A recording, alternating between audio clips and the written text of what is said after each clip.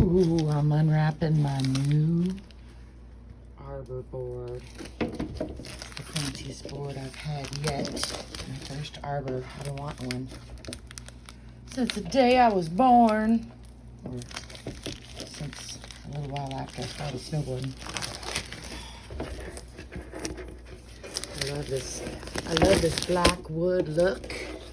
And I like this rainbow graphic. And I think I like the size. It's actually it's a centimeter shorter than my Huckleberry, and it's stiffer. That's my last board that I named Huckleberry. This one I haven't named yet. I didn't realize she was so colorful on the back.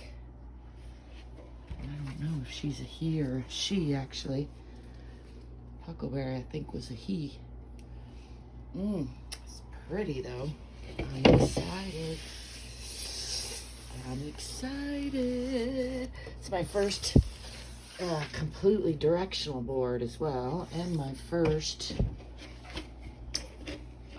actually, I think my other one was a camber as well, but this is just a much stiffer camber.